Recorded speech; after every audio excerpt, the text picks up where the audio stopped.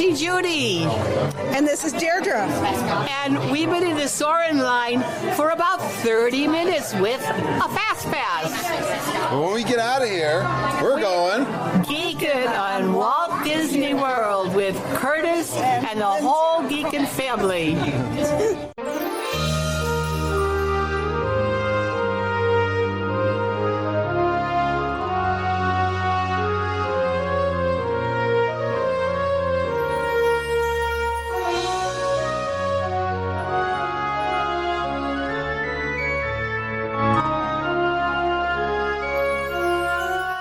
Hey, Disney World geeks, Curtis Stone. I'm back from the Grand Geekin Gathering, the G3. It's been, oh my gosh, guys, I was tired. I was resting yesterday, Saturday. I'm back, and I've seen lots of my Geekin family friends are getting back to their homes safely. So excited that I saw Auntie Judy made the drive back home, and she's home, and I saw Samantha and Fran. They were some of the last geeks to hang out down at Disney World. We had an amazing time, and I wanted to get straight into the trip reports from the Grand Geeking Gathering. So if you've recorded a trip report with me in the last couple of months and you haven't heard it, I still have 5 episodes of those to get through. I will try my best to get them incorporated. And also for those of us that were down at G3, we're excited to tell you our stories. And thanks to Glen Kessler to getting on to the mic with me and being the host. And this episode will be Glen interviewing me on my first thoughts of the Grand Geeking Gathering. I'm so excited to share these with you. And thank you, Glen, for, as always, hopping right on last minute or dropping everything just for us. And I appreciate you, buddy. As I say to Glen, I love you, Glen. He knows that joke. This is episode 385 of the podcast. I have been podcasting for over 6 years. Started the podcast with my daughter, Lindsay. We started talking about our Disney World trips, and then we began bringing on our Disney geeks, our Geekin family, to tell their trip stories. And our listeners are so positive, caring, and generous. And we encourage a family atmosphere on the podcast. And before too long, they started calling me their podfather, and I continue to bring you on, you listeners, to tell your Disney World stories. We'd love it if you join our Geekin family. Go out to our private Facebook group. It's a group where we talk Disney World all day, every day. It's a positive and caring community. If you've got questions that you'd like answered about an upcoming Disney World trip, or just want to share with a bunch of like-minded Disney geeks, search for Geekin on WDW Family Group. There is a page there too, but look for the group. You'll be prompted for 3 questions, and once you answer those and I review them, I'll get you into the private Facebook group. We'd love to have you join our group. We're also independent Disney authorized travel agents with Fairy Tale Concierge. My wife, Margita, we call her Mama, and our good friend, Auntie Judy. They make up the Travelin' Tiaras. You can email them at travelintiaras@gmail.com. Now, we usually have a segment, Traveling Tips with the Travelin' Tiaras. I'm giving Judy an extra day off to compose herself and rest. I know I needed that yesterday, and we'll be back next week with the Travelin' Tiaras and their tips. First of all, I have a recording that a good friend of mine, Joe Taylor, and I recorded. We did a virtual contest related to the Grand Geeking Gathering. We had a secret word that we came up with. And Joe has started a new podcast. He calls it The Simple Joe. Find him at thesimplejoe.com. We gave away a couple of t-shirts. This is the live recording from that drawing. And let me play that for you right now.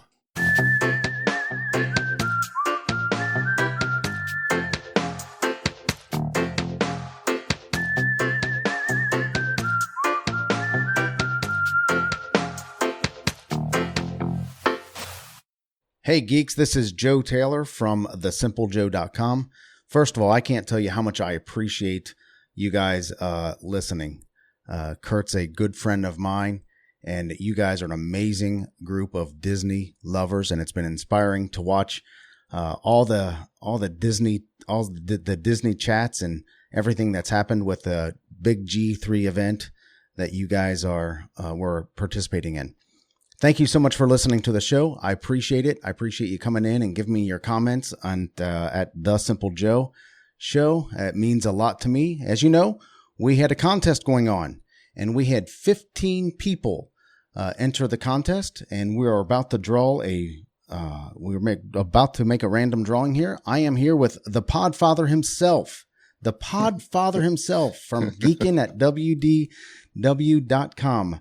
The man you know, the man you love, the legend, Kurt Stone. Hey, Kurt. Joe, that was one of the nicest intros I've ever had. Thank you so much. Oh, I'm a very kind person. This was a lot. This was a lot of fun. Joe and I we were just laughing. We've been on a Saturday morning. What do we call it? Mastermindish kind of thing. Yeah, mastermind. I can always forget that word. Yeah. We've been doing a mastermind together for about 3 years. We talk about things that are interesting to us, like podcasting brought us together, and we talk about what we're goals and things that we're doing, and we just enjoy each other's company now, I think, more than anything else. But this was a lot of fun for me to do this contest. Do you remember what the secret word was? Should we reveal it to everybody right now? Yeah, reveal the secret word to all. Kevin Curtis Allen. The first secret word that came out of my mind was full stink. But then I thought, I don't know. I don't know if I want that to be the word. I mean, my audience that listens quite regularly would get that. It's a little obnoxious. But then I thought it'd be fun to have Kevin Curtis Allen as this G3 was started.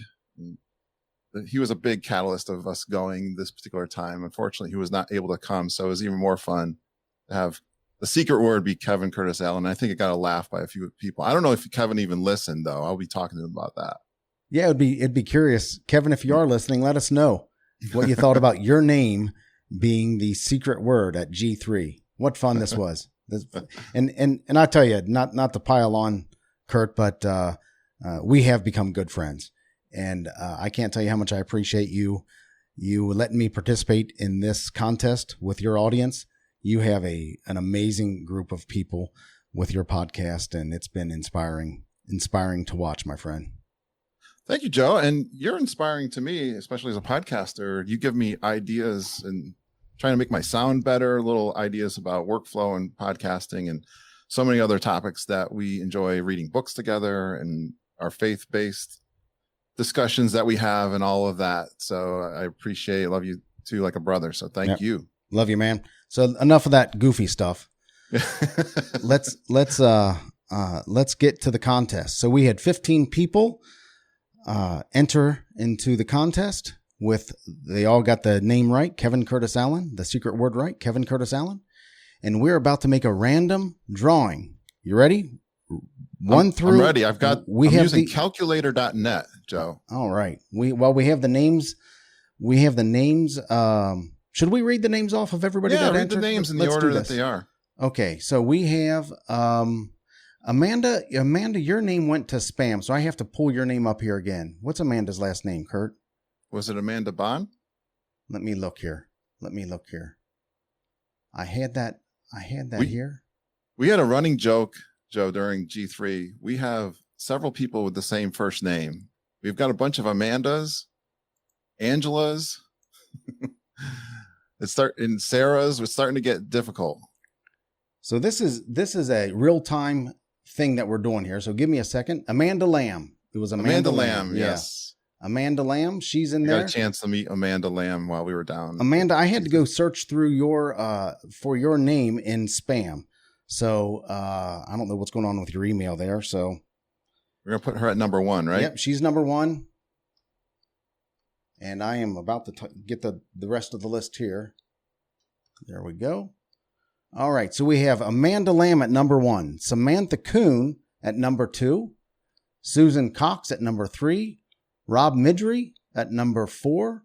Madiri, excuse me. Angela Fennell at number 5. Deidre.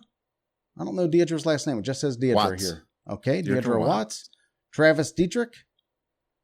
Carl Casavecchia, thank you. Selena Roll. Penny Van.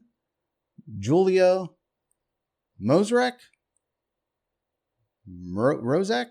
I think you got Mrozrek? How'd I do there, Julia? Let us know. Jeff Opolka, Dan Austin, Glen Kessler came in, and Elise Riggle. You ready? Perfect. I'm ready. You ready? You have any kind of drum roll effect ready? We should have done that. Is that the? That's good enough. That's good enough. Right drum roll. Okay, let's run it. Are you ready? Yep. Let's see. Hit the random generator. Number 7. Number 7 is Travis Dietrich.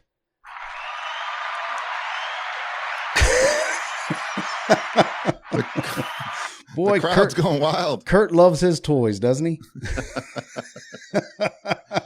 Joe, didn't you tell me get the Rodecaster Pro? You have some interest. You were probably a catalyst for that too. Yeah. I don't have it, but I have the Zoom P2. So geeking out on WDW on podcast equipment here. So congratulations, Travis. Travis Dietrich. What did he win? He won a long sleeve t-shirt, Geekin on WDW t-shirt. How about that? Crowd likes it. And Awesome. Maybe we'll throw a couple other things in there, a sticker or something like that. We're going to, let's generate one more. Ready? Oh, sure. Number 13. Okay, number 13. So 1, 2, 3, 4, 5, 6, 7, 8, 9, 10, 11, 12, 13. Number 13 is none other than Mr. Dan Austin.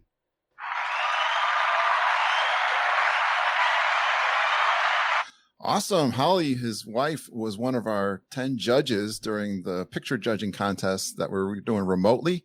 So thank you, Dan. I've not yet gone through, Joe, at this point. I'm trying to get some sleep from G3, but we're going to circle back with all the other games and prizes that we did during G3 that were virtual. We had a virtual bingo game going, but congratulations. We'll get that all figured out, and I'll be sending out wine glasses to those winners. Cool. Also, and congratulations to Dan and Travis for winning the long sleeve t-shirt that Joe and I were going to share that, and we're going to send those out to you guys from TeePublic. So congratulations to the winners. Absolutely. And having fun with us. I know, Joe, so you had an audience before doing this contest. What percentage has your audience growth gone up to? Oh, it easily tripled. During the contest. Easily tripled. Well, understand what my show is. My show is, I do another show that's kind of on hiatus at On Faith's Edge. It's called On Faith's Edge at onfaithsedge.com, where I interview Christian authors and artists and influencers, business people of all sorts. And I put that show on hiatus about a year or so ago, maybe even a little longer, as you know, Kurt.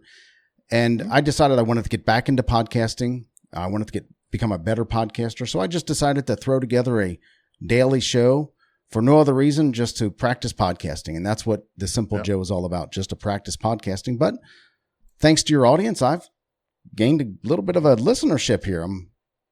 We're having fun. Yeah, having fun with it.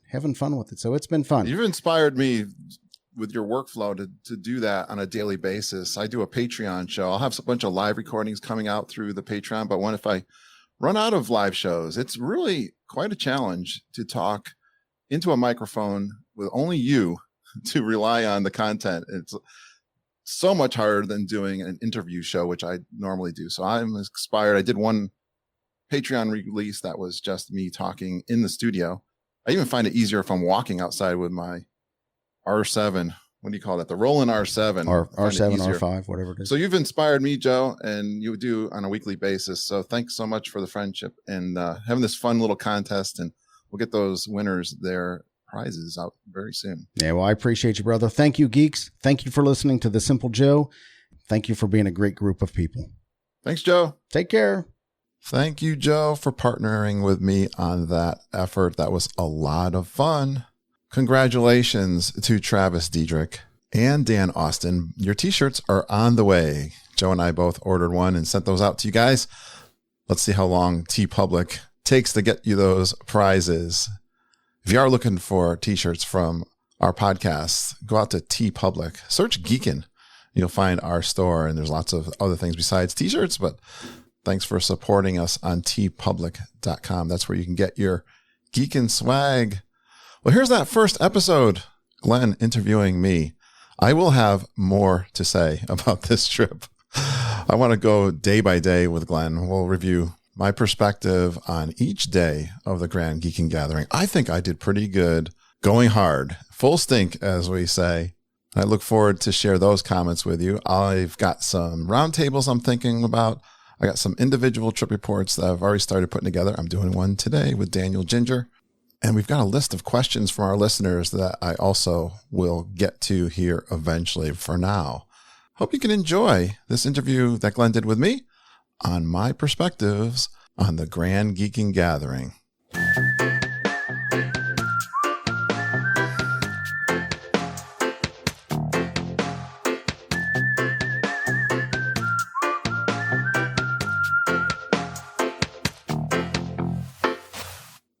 Ladies and gentlemen, a little change of pace here. The geeks have taken over the asylum, and the Podfather is now in the hot seat. Glen Kessler here, co-hosting, taking over the microphone duties to interview Kurt Stone as he's come back from G3 2021. So let's meet our Podfather, Kurt Stone.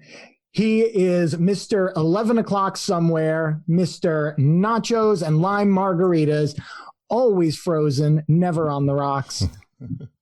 The guy who brings it all together, the one who we are all so thankful for, that he decided to start a podcast since, 6.5 years ago, Kurt Stone.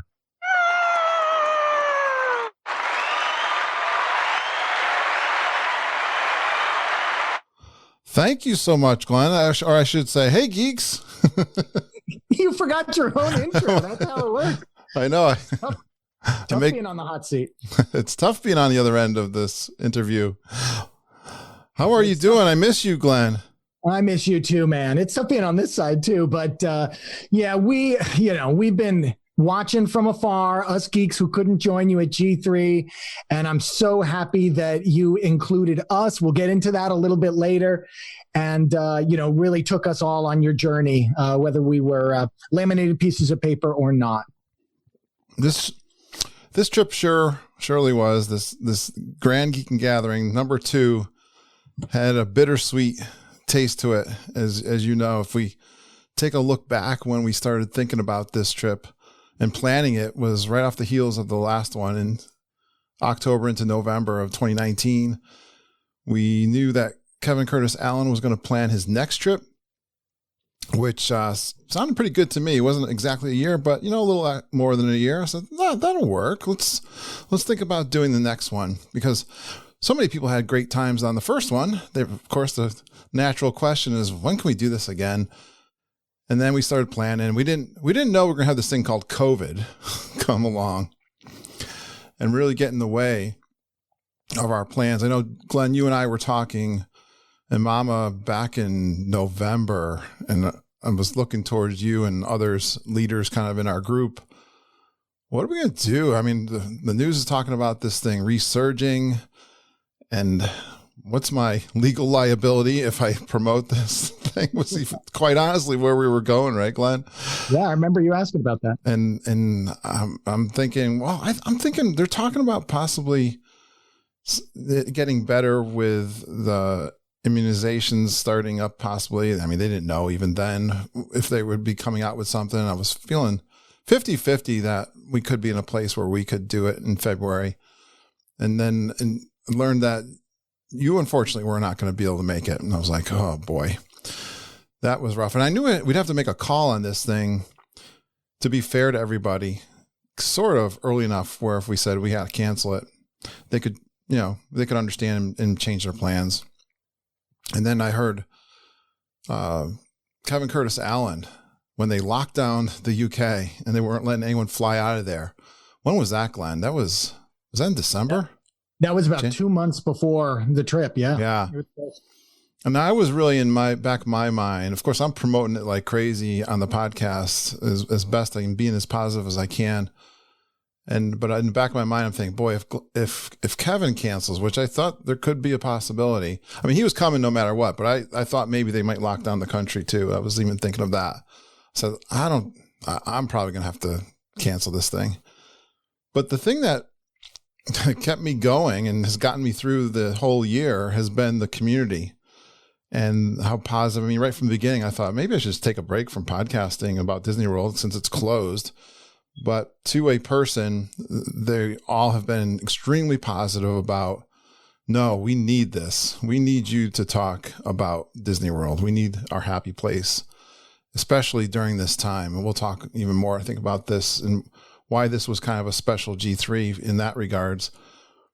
But when I started doing about a couple of months ago, definitely in December, and then within every week for the last couple of months, having these Zoom calls with what I'm calling the planning meetings, which we weren't doing a lot of planning in the beginning, so to speak. We had a lot kind of figured out what kind of activities we're going to do, but it was more for me of people meeting each other remotely through Zoom so that they could build some relationships. That's where we had between 16 and 20 people joining those. And my gosh, the enthusiasm and the excitement from those people never dulled. It was strong all the time. And I can remember even your comment somewhere in some post, maybe it was a messaging group that you and I are part of, saying, Curtis, you got to go. I mean, I think you were militant about it, and so were a couple other people. I think you're right that your understanding that during these tough times, these dark times, especially early in the pandemic, we needed happiness and we needed stability amidst all of the chaos. And your podcast, little shining light that it was, every Monday allowing us to depart from the chaos of the real world and indulge in our fantasy, which Disney has always been for so many of us, your positivity, your kind of just genial nature coming through. It was a stabilizing factor, I know, for myself and for probably many in this community. And that G3 had been planned and promised, and a lot of people had hitched their hopes on returning back to the magic for the first time, and some of them for the third or fourth time in the pandemic, to that event and to what it stands for. That, yeah, I mean, I didn't want to send that note to you, especially, sounding like a hypocrite that I wasn't going. My situation being what it is, here and we know about that, but that you were the beacon, you were the glue, you were the one who everyone was waiting for and looking for. I'm glad you went. I'm glad that you were able to be excited about it and to keep that energy and that excitement going. And it means a lot to all of us, even those of us who didn't go. And I'll speak for myself here. And I know some others, in the group, that not only did you keep going and make good on that promise, but you tried to include everyone. Those of us who couldn't go, you were equally as interested, and it was equally a passion for you to help us stay involved. You created all these categories of prizes for judges to judge. And then you said, you know what, this is a great way to get some of my geeks who can't be there involved in the event. Myself, my brother Jeff, Jen Batchelder, Mama, even, Rob Madeiri, my brother from another mother, Holly Austin, Amy Beckner, Andy Hoffman, and of course, Kevin Curtis Allen and cousin Heather Stone. You got us all involved in a way that, made us part of the event. We had tasks that we had to do that were joyful watching and interacting, and it made us have meetings, Zoom meetings with one another. That was just like a G3 kind of a feeling. Planning meetings too. Yeah. Well, I didn't mention, my wife Margita did not go on this trip either. So that was another, again, of the hard part of this that was difficult for me to navigate, that she wasn't going to be there, and how was this whole thing going to go down? Mm-hmm. Not having you, not having Kevin, who are big leaders and inspiration for these G3s, not having some of the key people there.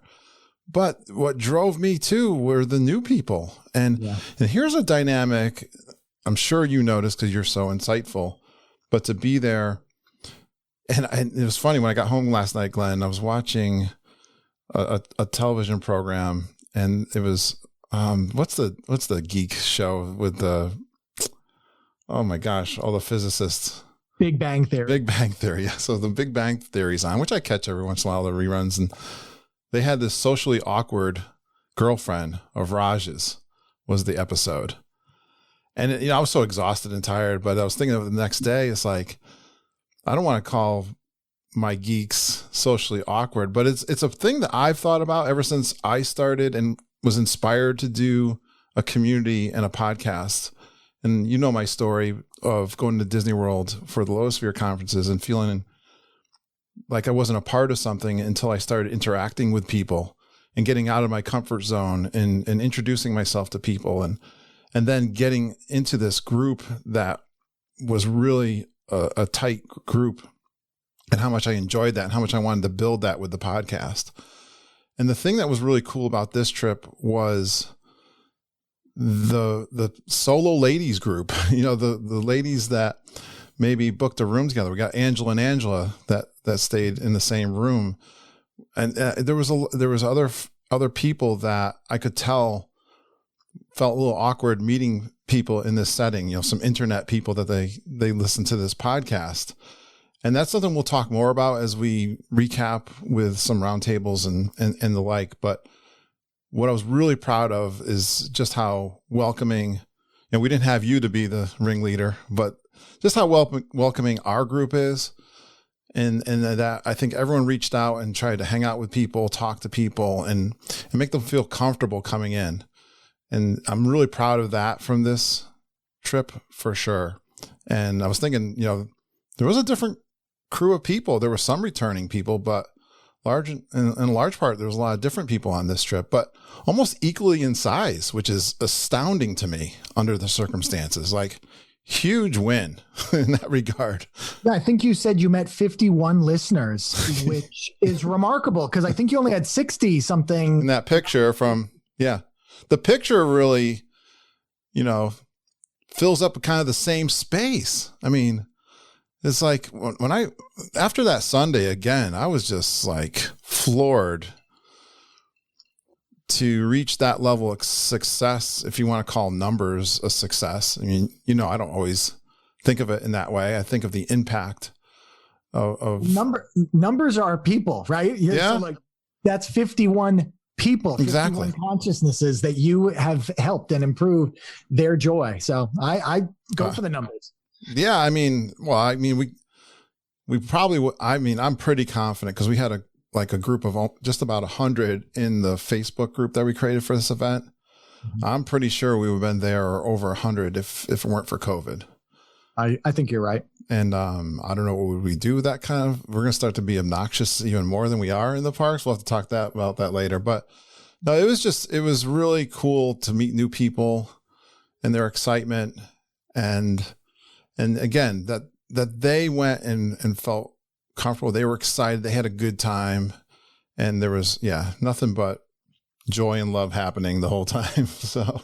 Yeah, I couldn't agree more. I mean, I was happy to hand off the Kessler run to Jamie and Sam, and Sam, I know, took on a major role this time around. And that's beautiful to see that group, okay, next man up. Let's do this thing. Let's make a great event. And maybe it's a good thing, that the Kevin Curtis Allens, the Glen Kesslers, the Rob Madeires, of the world were not able to come. So it meant extra time, as I joyfully listened this past week to, memories and recollections from last year's, live recordings, just feeling that great feeling of myself being there, but, such a joy to know that you guys were having that this weekend as we were listening to that. Well, we got to give a shout out to all the planning. If you want to call it planning. I mean, I had to do next to nothing except for promote this, and everyone who steps up and does a share of this. I don't want to say little share because there's so many people that got engaged and they just do things on their own.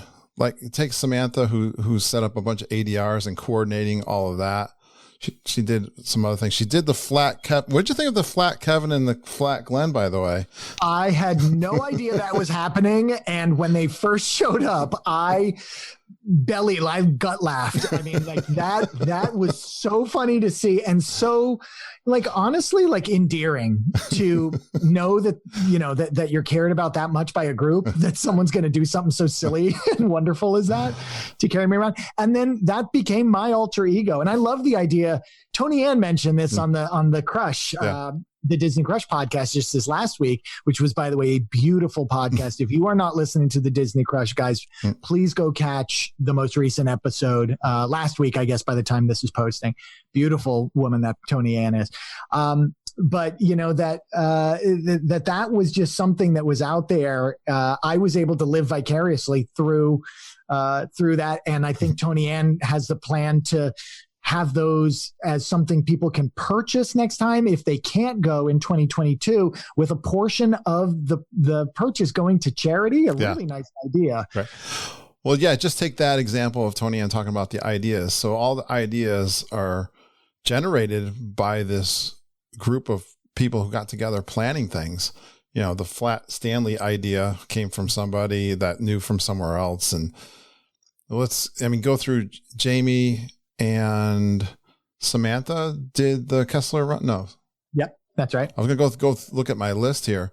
So just the Kessler run, we had to reimagine. You had already reimagined and had an idea of that, right, Glenn? Well, I just got the ball rolling a little bit. I even said in last week's podcast that we should add the spring roll cart to next year. Not knowing COVID would take away fast passes. But, I handed off my very raw blueprint to Jamie, and she fleshed it out and made it beautifully formatted and ran the event and just did great. And, I thought that was marvelous that it was able to continue on, even though there were no fast passes and no Kesslers in the park, that there could still be a Kessler run in a version 2.0. So Glenn and I were talking about what we're going to cover today. We've gotten all into the G3 already, which is fine because we're having fun doing that. But we'll talk about the detail of every day as we release some of these podcasts, and we'll get into each one. But I just want to thank some of the people again. So Selena and Jackie, they are sisters. We did the scavenger hunt bingo game last time. We modified it a little bit just with one card, but thanks to them, they are awesome. All the energy that comes from all these people that helped out. Carl Casavecchia, kind of newer to the group, but really loves the art of pin trading, and he ran his own little pin trading bingo game. So that was awesome.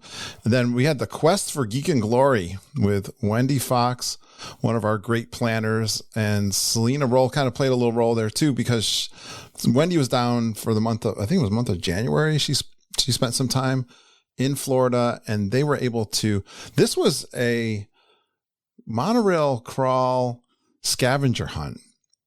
And they put that together. It's quite complex. It was a big success, and you'll hear that as we do the roundtables and get into the details of that. So there was a lot of planning. That, just think of all the planning just for those four things. You know, if I had to try to do this by myself, oh my gosh, the things that I was doing. There were some things I was organizing, like you guys as the judges. I kind of came up with the idea of all the photo kind of things we had. Ended up having like 10 or 12 of those, and bringing you guys in and thinking of some virtual things to do for photo contests. But yeah, Tony Ann, you were talking about the daily kind of PDF of what the activities were. And she came up, I put that out there if someone could help out with that and organizing around getting that out to people.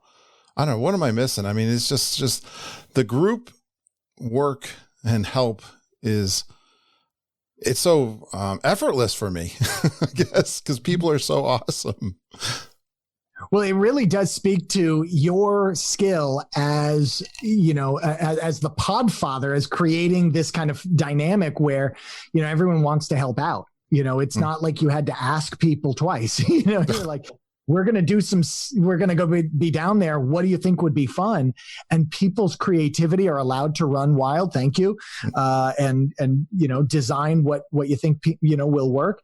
And you're like, I don't know, you should be a boss at your work, man, because like you're very good at, just kind of managing and letting people, kind of shine and thrive and make it theirs, but still keeping it on brand, on message. It was wonderful to watch, to see everyone take, their little areas and just thrive. I mean, like I was saying to you earlier, Tony Ann's PDFs were beautiful and funny and well put together, graphically nice. I mean, like that was awesome. And you saw, Wendy's research, that goes into her monorail crawl. And, that thing was very complicated. I didn't even understand it from a distance. So I can't wait to hear that episode, what that was all about.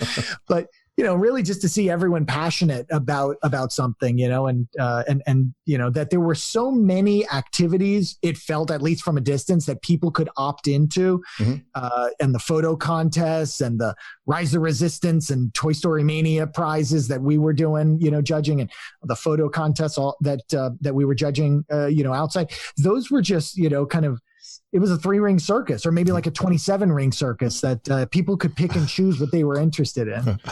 I'll tell you, we talk about Disney World having the fastest time, or time just flies. Glenn, this was the fastest time I've ever been in Disney World. I mean, I was thinking about that actually. When you have so many things going on, it's like you're multitasking. The time is going even faster. I got to take that photo. I got to email this hashtag. All this stuff. So yeah, that's how it felt and looked. So you felt that same way when you were there, huh? Oh my gosh, it was just one thing after another. It was going so fast, Glenn. I was sitting there.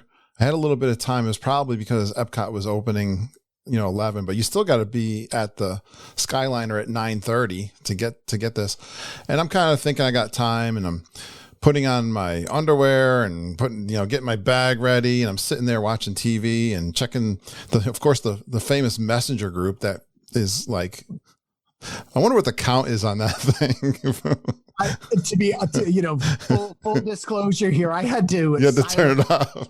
I had to silence it around midday Thursday because it was just going off all day. You know how it goes.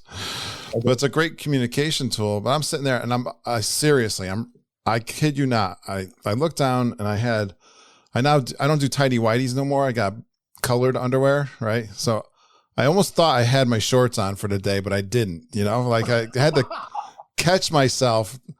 I could see myself walking towards the food court, not forgetting my mask, but forgetting my shorts. You cannot afford any more underwear stories. Your reputation cannot handle that. That is too funny. Oh my gosh. It was just go, go, go, go, go. And tons of fun and lots of unscripted moments too. So beautiful. Those are the best moments, right?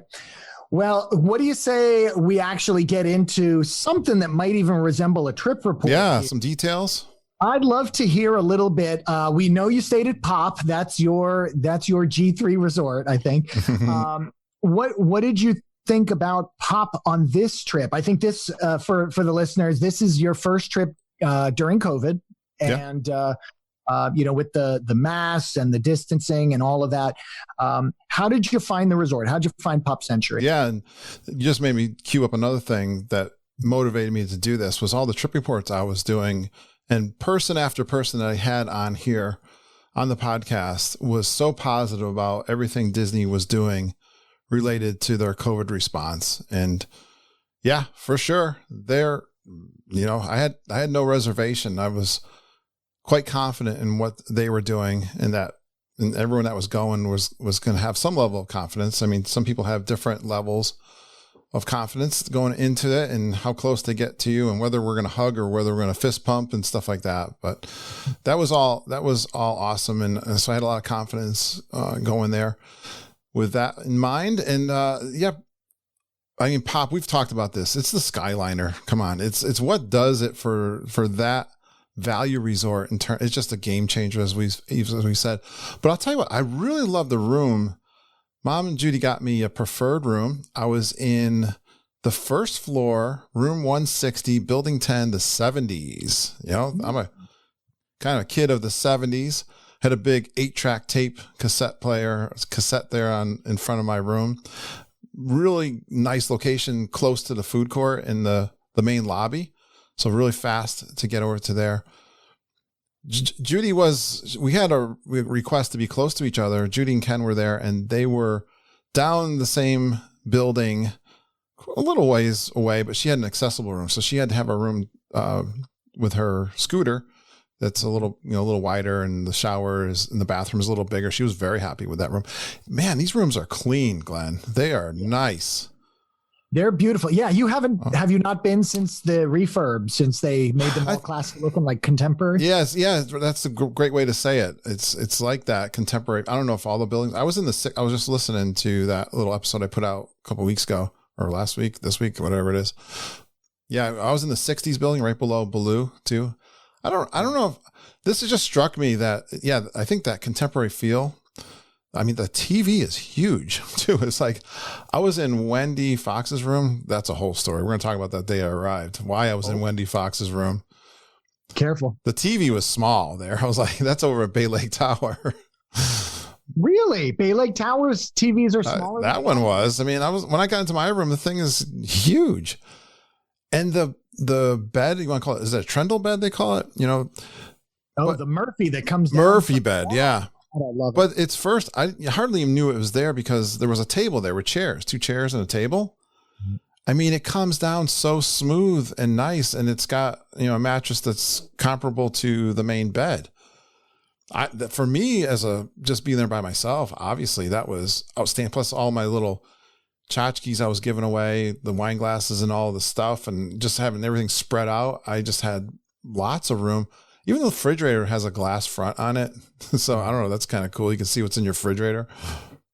And the bathroom's got a rain shower. I mean, I think we've talked about this. The only difference, it's as a value, you're going to get more people around, and there's a little bit more sound and loudness than a moderate, but there's a coolness factor to pop too. I took the foosball thing. I never thought about the little foosball court and the big wheel. I mean, it's just so unique in the features that are there. And the Skyliner story. I mean, it's obvious. It's just so convenient. And I think they've worked the bugs out. I mean, I saw no problems with the Skyliner being closed and used it all the time. I was on Facebook Live tons of times. So how about the music they play? I mean, it's the 60s music or the 70s music in the lobby or on the bus. I mean, I'm all about that. It's totally fun.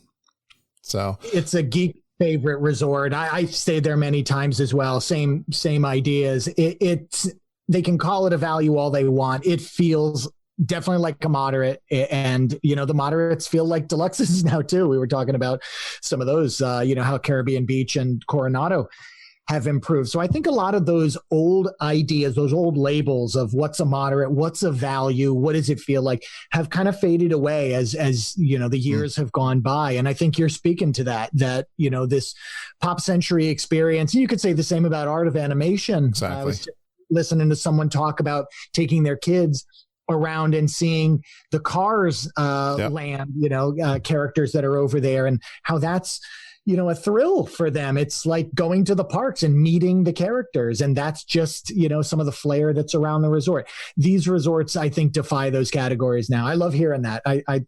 Pop, we don't need to talk about it on this podcast. Everybody knows we love pop, but it's great to hear it again, straight from the Podfather's mouth, that this is still a great resort, and that things work. I'm curious, how was the food court? Did you ever eat at the food court? I know you get your coffee there, but were you ever not in the parks enough to enjoy that, or Pedals bar? Yeah. So, well, you just gave me about 3 questions there in that. I don't know if you noticed, but the worst thing of the pop was 7 a.m. opening of the food court, which is way too late for my morning coffee. And I was making coffee in the room. Ken said it tasted like old tires. I don't know if I didn't feel it was that bad, and I was able to improvise a little bit. And the Epcot days, it was okay because 7 a.m. Because I'm out doing my live recordings and my what I call my coffee walks, and I'm 6 o'clock, definitely, or even earlier during the first couple of days. But I don't know why they can't open up at 6 a.m. That's kind of, there's no reason. Well, I might as well get this over right now. They are not 35%. If you heard and saw what we were showing and what Mom and Judy and I what we were talking about, they're not just not saying, but it seemed as crowded people wise in the resort and in the parks as it was the last February I was there. And I wonder how much of that, because the All-Stars are not open, Port Orleans is not open.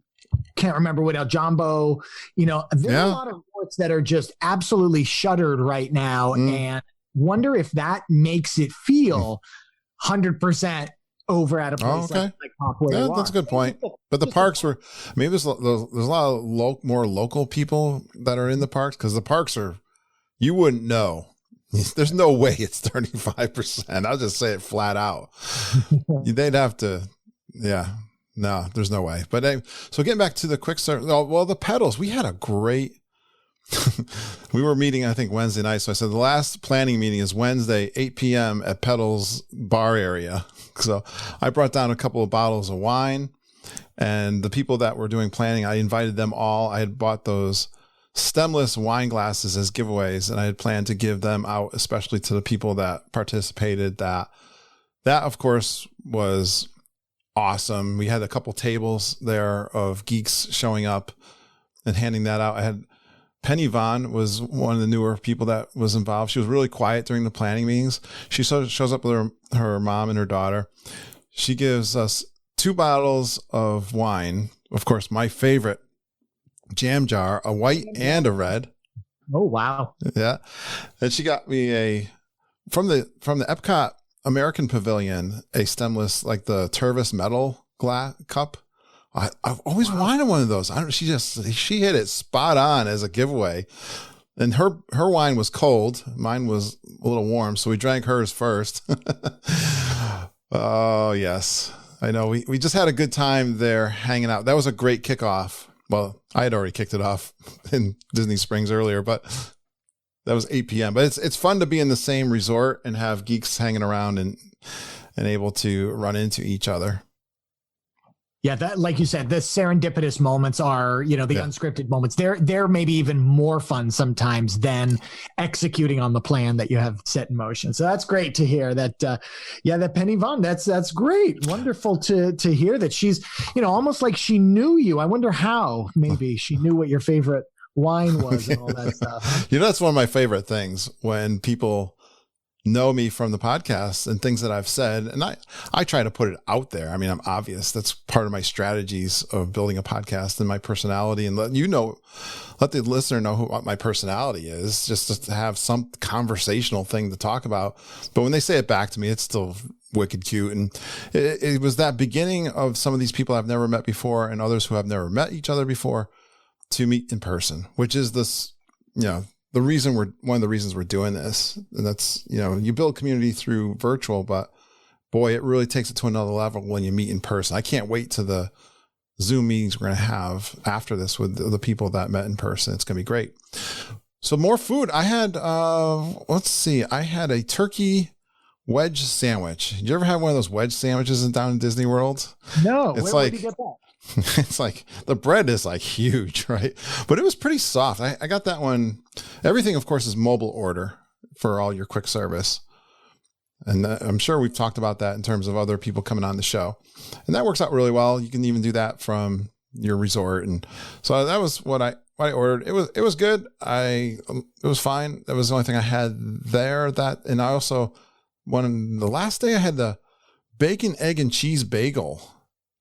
Now that was actually, and now I learned something. I was able to pay cash. I was running out of gift cards. I was pretty much using gift cards for all my mobile ordering. And that works, by the way. I tested that out before I went down because I had $300 in gift cards that people had given me. I asked for birthday and Christmas gifts. One listener sent me one too. Yeah, that's great. That keeps you on budget, I know. It helps. I like that. And I was using those. So you can use that for your mobile order. It's a little bit of a pain. You got to put the number in. But yeah, I got that working. I was able to pay. There was a woman there paying cash. A little story though. I paid cash for my breakfast bacon, egg, and cheese bagel, and it didn't show up. It's like it's not showing up. So I walked up and she was like all apologetic, really nice cast member at the cashier. She went and grabbed me my bagel. I was like, they must be making these like crazy. I don't know why it's taking so long. Maybe they forgot me because I paid cash is what I was thinking.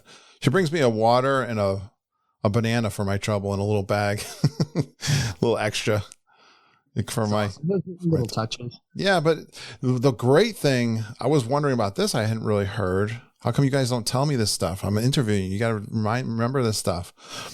But I was wondering, I love the quick service meal plan. I like the meal plans. I think I've learned that over the last few trips. Of course, you can't do that now. And I love having the drink service to just walk up and do that. So they have little tables there. The thing was, they weren't checking whether you had a resort mug or not. I learned this. I had my little Star Wars one I was bringing for coffee and stuff. Cause I was like, yeah, every resort, no matter any hotel, they give you free coffee. I mean, they don't advertise it, but coffee's free. Come on. Coffee's cheap for them too. Exactly. But they were also, I'd come home at night and I could just go and get a drink. There's cast members with a table across there. They're blocking that space, but you just walk up, tell them what you want, they give it to you and you go. I mean, you're not paying for drinks. They're not checking for that. At least, hey, don't quote me, but that's what happened in my experience. Maybe they'll change that, but. Interesting. I hadn't heard that before. So that's news. That was what was happening. So took a lot of little anxiety about that off. No pool. The water was drained both in Art of Animation, the big pools, at least the little ones were open, but the big main pools, both in Pop and Art of Animation, no water. I've heard they're doing a lot of pool renovations right now. They, while they're saying at least that they're down at 35%, sounds like they're getting a lot of maintenance done. But okay, well, was it warm enough that you even would have gone? I mean, I think it was still highs in the 60s, 70s though, only, right? We had one day, Glenn, that was like wicked hot. That was, I want to say it was Friday. Was it the Hollywood Studios? It was like 86. It was, I mean, for us, it felt hot, and they had called for a cooler day for Saturday, but you know what? I think the high was 66 or something, but it didn't feel that cool. I mean, we were warm the whole time. Not like last February when I went. It was about a week off in difference, but really warm. I got rained on. We got drenched. We knew it was coming. I could watch, you're watching that radar and it's tricky down there to try to pinpoint when that downpour is coming. It's coming, but you're like, I'm not really sure if it's going to hit us or miss us. And there was a bunch of trouble with Mickey and Minnie's Railway. They weren't open when the park first opened. And then you see people queuing up like mid-morning and like, okay, maybe they're going to open it, but they weren't announcing that it was open yet on the app or anything. I was going to the bathroom. I was coming out, and I know Judy and Ken were like in the relaxation station over at Indiana Jones. So we got broken up a little bit. I was just about to walk out, and it come down like hard, just like that Florida downpour like you get in the summer. And I was just like, oh boy, I just missed that. We were just, I think we mobile order. We're getting ready to mobile order for the ABC commissary. So I'm only like, I was in that bathroom, like right where the Frozen kind of is, Mickey's Railway. And then around the corner was ABC, but I just barely missed that. And I saw Judy, she was drowned like a rat in like 5 minutes. She was what happened? The Indiana Jones is undercover. She was not up there. She tried to make a run for it and lost that bet. Mother Nature always wins. I remember that. So that was the only rain I had. Can't complain about the weather. It really was quite Florida gorgeous. It's nice to see it was 40 here back in Connecticut because It was brutal when we left. Like the whole year has been brutal up here. It's been like, it was 18 degrees when I flew down to Florida. So I remember there was like a little pissing contest that was going on, like who had the lowest number the week before. I think someone was in the single digits, maybe Wendy or something like that up in that, like, as if we didn't have enough challenges pulling this thing off. The weather in the whole continental USA was right. And nasty. Texas got that free snowstorm. Amanda Bond was touch and go as to whether or not she was going to be there or not. Yeah, no power. And we know all the stuff that's going on in Texas, but there was storms. Yeah, we were hearing from, of course, our community's coming from all over the country, and everyone's telling their travel. Luckily, Judy drives. They left a day earlier, and they were able to avoid any kind of ice and travel problems. When I looked at my map in the weather for the week, of course, I'm looking a week, 10 days out to the long range weather, and there was snow in Connecticut every single day except for my flight day on Wednesday. There was a big sun there. I mean, I'm cross those fingers. I'm like, if you do that for me, and it was, I had a crowded flight down there, like almost all the seats booked, but it was a perfect flight. So I had no problem getting home last night either too. You're lucky. Yeah, you're lucky. I remember Tom Ellison had something going on with his commute as well. I can't recall exactly what it was.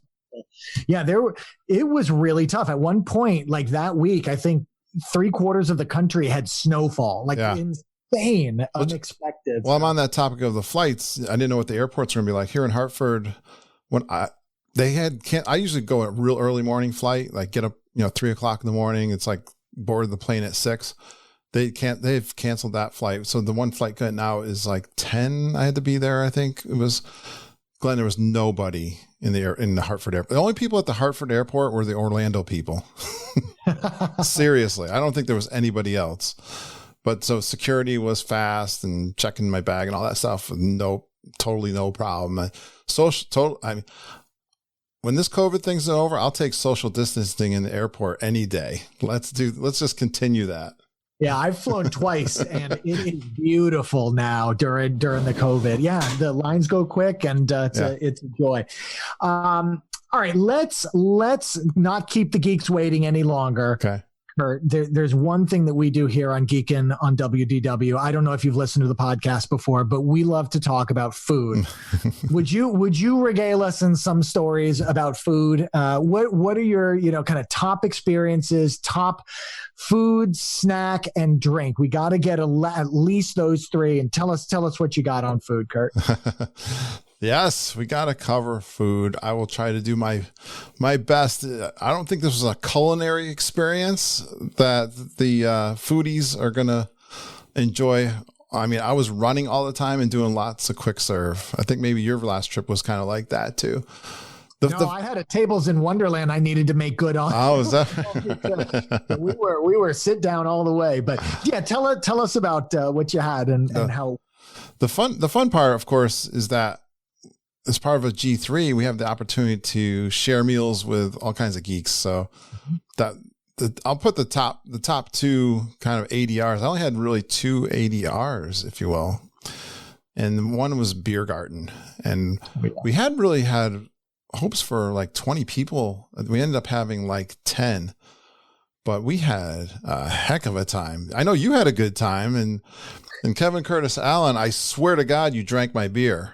Because I was laminated. I couldn't possibly have drunk it. I've been framed. You put on a few pounds, I think, during that beer garden. I had you on the rail dancing to the polka music. You were having a heck of a time with us, swinging arms, the whole thing, dude. I love it. I've actually never been there, so that was my first experience at the beer garden.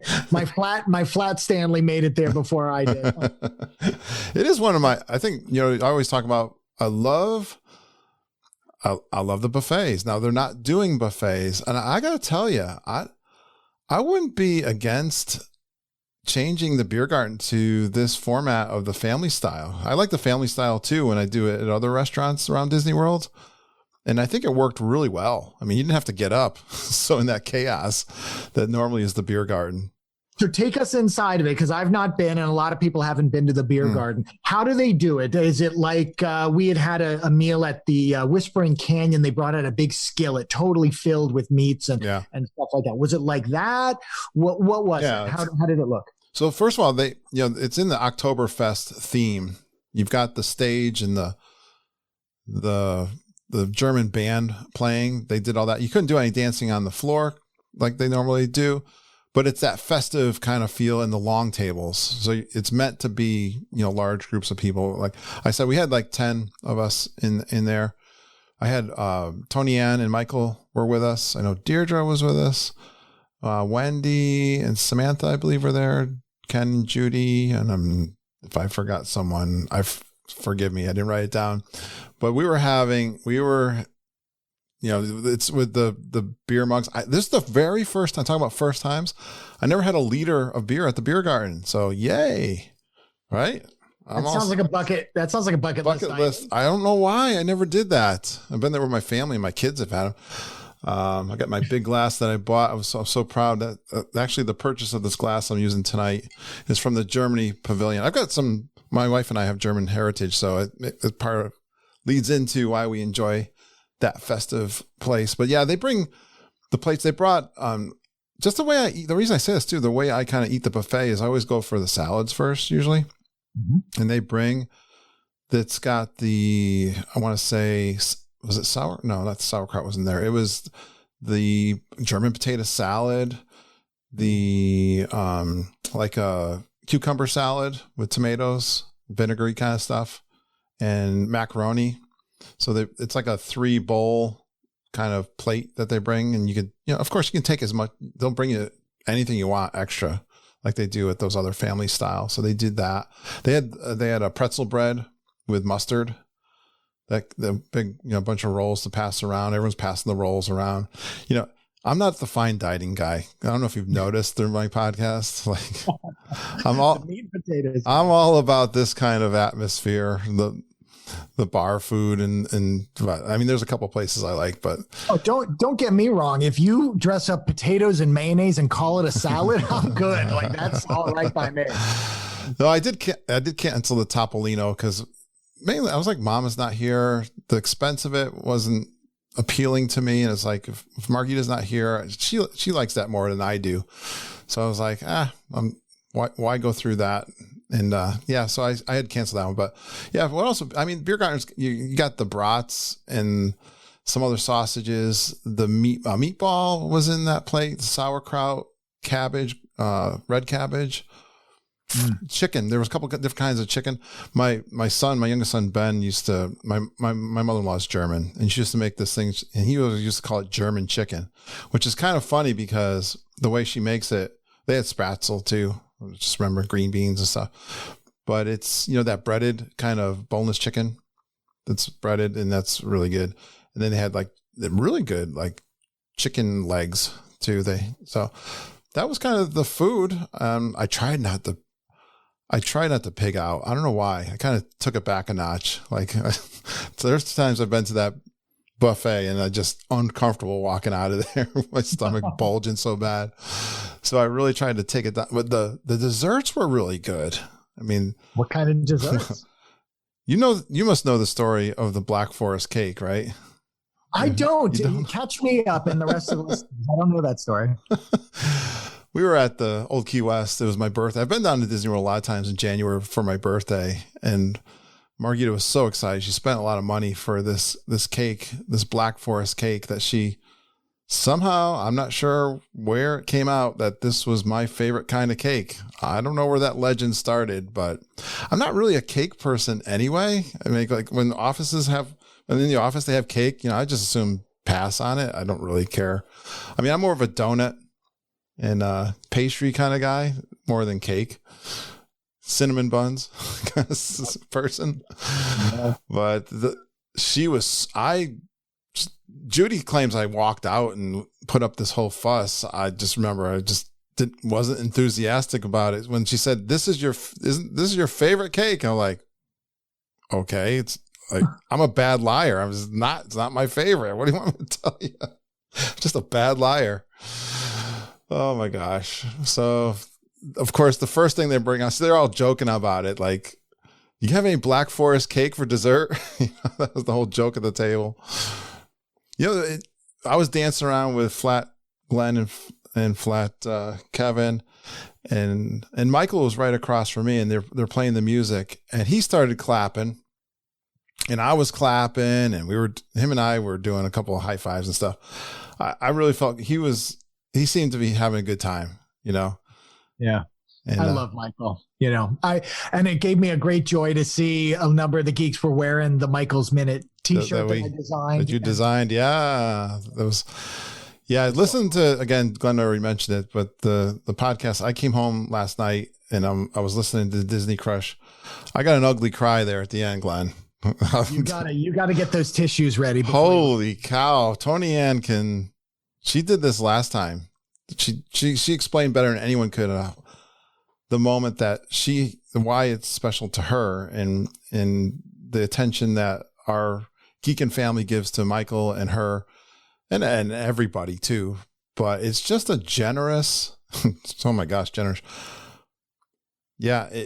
And caring group of people. And it's legit, it's genuine, and it's quite awesome. But I had that feeling with Michael in this, that family meal there with him and Tony Ann. I was sitting kind of close with them. So that was really cool. Yeah, it was a pretty highlight. Again, having a nice meal with other folks from the Geekin family was a lot of fun. So yeah, and they had it was a cheesecake with some raspberry too. That was really good. They had an apple kind of strudel kind of thing too. So yeah, I was pretty happy coming out. But yeah, something about my beer, like that for a liter of beer, that thing went down fast. I was like, I didn't know Kevin liked Beck's beer. I had no idea. But yeah, good time. So next one that we did, I kind of snuck in on this, and the way it kind of came together was a little ad hoc, but because I extended my trip. I wasn't supposed to be there Monday and Tuesday. Mom surprised me with that, but we did Beaches and Cream on Tuesday. That was leading up to that was really fun because Wendy Fox was staying at the beach club and she wanted to do some pool time. So we kind of let out of Hollywood Studios earlier, like 2-ish. I know Deirdre and I and Ken and Auntie Judy took the Skyliner over. Wendy says she schmoozed them somehow to get us into the pool area, the big, beautiful pool at the beach at the beach club. We had a 5:00 reservation, so we were like 2 hours hanging out by the pool, that is like my favorite. One of my, again, going back to my experience with the conference that I used to attend, like that beach club, yacht club, the boardwalk area. I just sat there in heaven, like just chilling out. I had a drink. I had a frosé, just one drink there. And I didn't know they had this, but Susan Cox, there was this woman and her daughter sitting next to us. Glenn, this thing is 24 ounces and it's like a margarita glass. It's not glass, it's plastic, but it looks like glass. It's got the logo of the beach club. I had never seen this thing before. And it's like, it doesn't even look real. I mean, it's so big. And Susan's like, well, and they had like a milkshake with a cupcake in it. Like, I mean, I couldn't believe it was so huge. That Sugar Rush, I was intimidated by that she was explaining to me, but Susan says, well, can I get a Mai Tai with that? It's loaded up with, it's like a scorpion bowl. This is what it looks like that I remember from college. She was doing okay. Well, I can tell you, Susan Cox had a good afternoon. And then they were debating because Wendy and Deirdre and Susan were going to go Ale and Compass because we didn't have enough on our. No, Deirdre was with us. Samantha was there. So Samantha and the three of them had Ale and Compass. But Wendy was having such a good time out by the pool. She's like, can they like deliver? Can we just like, can we order from they had a pretty good menu from the bar there. And the cast member came out and took our orders and that kind of thing. So we just had a very delightful time sitting by the pool, just hanging out, talking and have a good all time. Judy had her R2G3 that she just made at Hollywood Studios. That's the droid she made. I love that name. R2G3. She was playing with her toy, and yeah, we just had a good time then. But yeah, Beaches of Cream, I've always said, is my number 3 restaurant on all property. I was wondering, when you make that statement, that's a pretty bold statement to pick a restaurant in the top 3. So it's got to hold up to it, right? Yep. And it still does. And I think about this, like, Ohana's my number 1 and it's closed, and Boma's number 2 and it's closed. And, but I love Flying Fish if I were going to pick another one. But Beaches of Cream is really high up there. It's casual. Yeah, that's right. It's casual. I love ice cream. I love the beach theme. A lot of times, they used to have a jukebox. Now, I don't know if they even have that jukebox there and stuff, but the server, I think we've had him before. His name is Matt. He was just one of those Disney World cheery, perfect serving guys. I mean, outstanding, really good. And here's the debate I was going through my head was, I want that No Way Jose. I don't care what happens this time, because I was there last time and I was so full. I think probably the problem is it was probably a combination of just all the food I'd eaten up to that point. And then it kind of got I was just stuffed, and I could not get a good the No Way Jose. Everyone has been, it's just huge. But I love the peanut butter chocolate. Yeah, I was gonna say, what is a No Way Jose? Yeah, it's peanut butter. It's like a Reese's Pieces kind of thing. It's the peanut butter sauce and fudge, vanilla and chocolate ice cream, lots of whipped cream, and it's a big, huge goblet. Big as your head, right? Exactly. And my favorite. Many people know about that particular one. So I was like, and everyone talks about the cheese sandwich, and the soup. Grilled cheese and soup. Grilled cheese. Everyone's soup. So I was like, that's probably about as light of a dinner I could get, because I still wanted to eat. I was hungry. I still wanted to eat, but I wanted to have enough room. And I asked the guy, and they had tater tots on loaded tater tots too on the menu. I said, I could do that. I could sub. He said I could sub for the soup, because I don't know if I want soup. I know everyone raves about it, but I don't know. I don't really care about that. Maybe I'll have some tater tots and the grilled cheese. And then in the end, there's 2 that I really love there. One is the Reuben. I like a Reuben. I always like a good Reuben. They've got one there.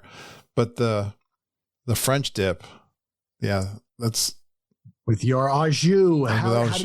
Is that what you got? Yeah, and the server, I kind of told him, when he came over the first time, I was kind of telling him what was going through my head and how squirrely I had a hard time. But then everybody ordered the French dip, and I was like, yeah, I can't bypass the French dip. And the good thing about it was the bread wasn't as like French, it was like that huge like bread that's like so thick. It was perfect. It was not like too much. It was, I ate that thing like nobody's business. And I think I had a side of onion rings too. So if I'm going down, I'm going down all the way. Like, I'm not. This sounds like a man versus food challenge or something. Yeah, it's like that devil and the angel on the side. The angel's telling me to go light, and then the devil's just go for it all. You got get soup. Get onion rings. Yeah, it's like always right. Oh, I was so proud of myself, Glenn, when I got out of there. I did that in the No Way Jose, and I'm like, yeah, Beaches and Cream is my place. I saw on Facebook that you had finished off the No Way Jose, and I made the assumption that was your meal. When I heard that you had also eaten a meal, yeah. I was quite impressed. You're proud, right?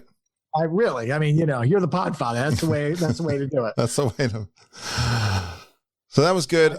I'll hit some of the, Well, I got a question for you, actually, because, you had one job, sir. You had one job, and that was to get to Spice Road Table. How'd that go for you? Well, 2 jobs. The other one was the Regal Eagle, but. Yeah, and you did successfully get there. So tell us about those 2. So they're right next to one another almost. Well, we talk about how fast time goes. I had no hope that Spice Road Table was going to happen. I suppose if I forced myself, I could have somehow did. Actually, one time we walked by, it was actually crowded. It was the tables were pretty full. I was quite impressed to see that, because that's Spice Road Table. That's always been kind of the thing. It was like you walk by and like nobody's there. But the whole joke on the podcast has been, first Judy and Mom stole that one from me last February. That was my choice. So it's been this evasive, this thing I cannot get to. And with the extra days, I thought I might, but no, I was really focused on my love for barbecue and the Regal Eagle. And you had a lot of fun with it when you posted in our Facebook group and went live and had us pick what you were going to do. You had that challenge on my mind. I did something kind of similar, Glenn, where Deirdre and I were there, and Susan Cox was with us too, just happened to be there. But Deirdre and I were ordering together. There's a whole story behind this. We'll get that one in the round tables when the other characters are there to defend themselves. That's what we call a tease, people. Yes, exactly. But Deirdre and I said, well, I'll order this side and you order this side, and we'll try a bunch of the sides. So I was able, we had like the pickled salad that. Oh, just the pickles. They're so good. Yeah. I knew I love that. That's vinegary, anything with vinegar kind of stuff. Mm-hmm. We had the onion rings. I don't know if you said this. Did you have the onion rings? You must have had the onion rings. I did. Yes. Yeah. I had pretty much everything on the menu. Okay. Yeah. They are the best onion rings I've ever had. Yes. So I don't know did you say that too? Because yeah. Someone else has said this. And I'm sure we're not unique in that this restaurant is above and beyond good food. So what did you end up having though as your main meat? Yeah, that was a challenge, but I've not had a lot of brisket, so I wanted to try the brisket sandwich, and the toast sounded good to me. So yeah, I went with the brisket. I almost went a second time. I got time crunched. It was one night. What was it? It was like Monday night. I was there for the second time, and a bunch of the geeks were coming back into the park from Disney Springs, and they were on their way. I wanted to catch another showing of the Voices of Liberty because I love the music. They were there. Oh my God, they were outstanding. Were they performing on the stage on the outside stage, not in? Yes, and they were doing Disney classics. And if you're a Patreon supporter, you're going to hear my live recording. So I recorded both of those. Oh, I am happy to be performances. Yeah, I've recorded both of those performances, and I just love good talent, especially music talent. And everybody knows them. Just picture them doing the Disney classics, and it was outstanding. But I didn't even eat that night. I ended up having. So I skipped dinner that night. That was that must have been the beer garden night. I think that's why I skipped it, because I was doing, I don't know. My days are getting mixed up, but I know Daniel Ginger bought me caramel corn, and I had that in bed at 10 o'clock at night. That was my dinner with, I think, a margarita and caramel corn was it. But yeah, so Regal Eagle did not disappoint. I ended up having ribs over at Docking Bay 7. I never had the ribs at Docking Bay 7 before. I enjoyed those. I mean, really? Docking Bay 7, we always made fun of Hollywood Studios and their food, and not anymore. No, they're holding their own now, right? It's one of my favorite parks for food now, actually. Yeah. I mean, I did notice the backlot still was just kind of a burgers, so I kind of skipped that. But Docking Bay 7 has got the ribs or the beef, what do you call that? The pot roast. Pot roast, yeah. Very good. I'm trying to think, there's some other, and we did ABC Commissary, and ABC Commissary, I had shrimp tacos. They had a kind of a different when your brother Jeff and I were there at the same time. They had ribs. I had ribs there, and they didn't have that in the menu this time, but they really do rotate ABC and then the Sunset Boulevard restaurants. They really do rotate their cuisine quite often. So you got to keep an eye on that one, the month before you're traveling. I'm bouncing all around. So back to Regal Eagle. everyone, the joke for me was every time I interviewed someone, hey, tell me about Regal Eagle. I'm so excited about trying Regal Eagle. And then they're telling me the food is, they like the food and stuff. And so what, did you try any of the beers? Because it's supposed to be a poorhouse kind of like place. No, nobody had a beer at the Regal Eagle. So my big goal was to have a beer. I mean, it was basically, I think it was an elephant ale. It was nothing. They didn't have like a large beer menu, and they're pouring it just from behind the counter. It's not like, I would rather see them also have like a bar there with kind of like they do at Hollywood Studios with the, what's the beer place, the California beer place they have there now? Yeah, the baseline tap house, something like that. My understanding is that they do, but it's been kind of shut down. It's shuttered during the pandemic. So hopefully as, things come back online, that'll be back for you. You know what they do, as Disney does really well, is they got that smoker. Now it looks like it's just for show in one way. They're not cooking out of it. I don't think they have any intentions of cooking. I suppose they could. It looks like the same smoker they had for Flower and Garden. Like I always used to complain because they never, like, why have this for Flower and Garden? I have it all year round. So it's like the same exact smoker. It's huge. They have smoke pouring out of that all day long. So when you're walking by there, it just draws you in. I mean, it's brutal. They took their lessons from the Main Street Bakery. I mean, this is, emotional larceny. They've got you like pulled into that. And they deliver, the food is great. I'm glad you didn't get the ribs, by the way, at Regal Eagle. That's what I got two different meat entrees for, when the geeks were voting, and the ribs were not up to par. So I'm glad you got the better ribs over at Docking Bay. Yeah. Docking Bay was kind of a unique flavor at the Docking Bay too.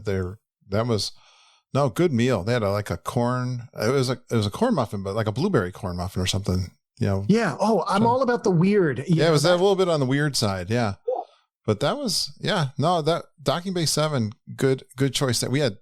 What was really cool talking about COVID was we had 10 people with us, and we were able all to sit together.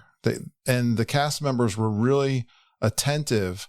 Not like any other quick service in the past. Like if you were to go, you remember the chaos of like over in Magic Kingdom, any of those quick services getting into a table and stuff, they were directing people in traffic and keeping things to, skipping a table or whatever. But to be able to there was a guy there just helping us out, get all 10 of us on a table that was meant for 10 people, that was really impressive. Had a really good fun. And that was the day I met my 49th geek of my goal of 50. So just before that. And so that was cool. What else? Another one. So instead of doing the tower there at the Regis, whatever was that? Topolino. Instead of doing that, I did Primo Piatto. How was that? I'm so curious about that restaurant. Yeah. So that's the quick service. What's that resort? Riviera, absolutely. Well, that's, I mean, you're staying, so it's a cool little hop and skip over on the Skyliner. I had my two Angelas, Angela Fennell and Angela Noyes, who roomed together. And it was about ready to, the weather was we were coming back from someplace, and it was like, I'm thinking of going. Well, here's the thing too. We're walking out of Hollywood Studios, and I'll tell one story. And Angela says, "Do you know if there's a ticket booth here?" As we're walking out, I said, "Yeah, I think turning this corner. We're outside the gate, kind of, and where the ticket booths are. I think they're over here, but they're probably closed because we were kind of late in the afternoon, and it was closed." And she goes, "Well, what about the guest services?" I was like, "Well, that's over here on the left-hand side." She goes, "Yeah, I was talking to Mama, and I want to do something for you. I want to add on the park hopper to your ticket." And I was like, "Okay. I mean, I'm not sure how I'm going to be able to use it, but I will try for sure." Yeah, she added on the park hopper ticket for me. I have never heard of that. Not only what a kind gift from her, my How goodness. thoughtful that was, right? Yeah, but also I didn't know you could actually do that, like midstream, Yeah. add on a park hopper. It wasn't too hard. Yeah, it wasn't hard. Went right over. It didn't take very long. For $35, I think I had 4 days left on my tickets, and added the park hopper. So did it apply? It's a flat fee, right? No matter how long your ticket is. I'm not sure, but I know it was like $35 for the 4 days to add the park hopper. A great deal. Wow. So as we got on the Skyliner, my plan was to do Primo Piatto, but now I've got a park hopper. And I'm thinking, well, why don't we just go over and do the booths over at Epcot? And they're like, yeah, let's do that. So let's get back to our room, freshen up, or there was something else I wanted to do. And again, 15 minutes. I got to get ready. That flies by.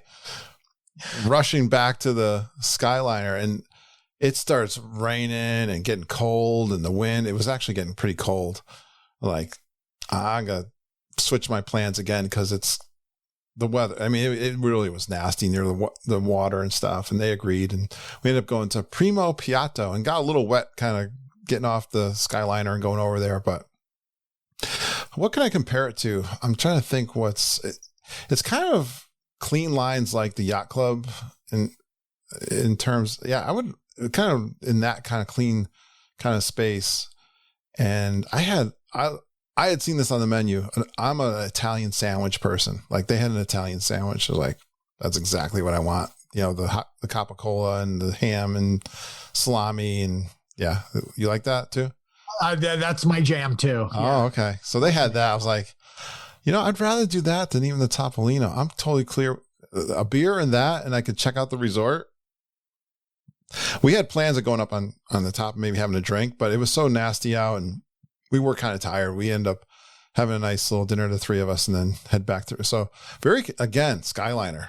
I mean, that we had talked about doing instead of doing a monorail crawl, do a Skyliner crawl, hitting a few bars and stuff. That's going to happen one of these days.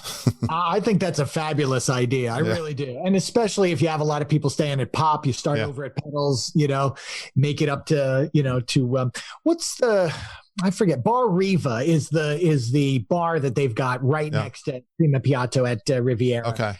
And then of course you hop over to the boardwalk and, you've got everything from Abracadabar and Martha's Vineyard. ESPN. ESPN, of course, and then into Epcot if you need to. So that's a heck of a crawl. Fun area to hang out, and especially with geeks. Yeah. So Primo Piatto, that was fun. Although the weather was kind of made it a little difficult, but other than that was fun to do something a little different. Did Geyser Point after? Yeah, we did Geyser Point. A friend of mine, Nancy, who works with the same company I do, she's remote, and Kim and her husband came over and met us. That was interesting. It was a little bit of, it was crowded. They were saying there was going to be an hour wait. Then someone said 90 minutes. And I know Kim's husband was getting a little irritated because they were there before us and they had said an hour. So it was that kind of thing where we weren't sure if we were going to get seated. And then it was Wendy or somebody, how Wendy was talking to them, and we ended up mobile ordering at the bar. Or I think we walked up to the bar and ordered, and then we sat out on some tables. It was getting a little chilly, but we sat out some tables there at the Wilderness Lodge, and it was great. So that back area of the Wilderness Lodge is, it transports you. You're no longer in Florida anymore. Absolutely. That's a wonderful, kind of whole acres and acres of area that you can just explore. That's wonderful. And that was right after Wendy's challenge that we did, the monorail challenge. I forget what were we calling that? That was something for glory. Yeah, the quest for Geekin glory. Quest for Geekin scavenger hunt. So that was after that. That was after the Kessler run. The quest for Geekin glory. Then it was there, and then you'll be proud of me, Glenn. Then I went to Epcot that night. You were Mr. all night. G3 sounds a lot like Vegas.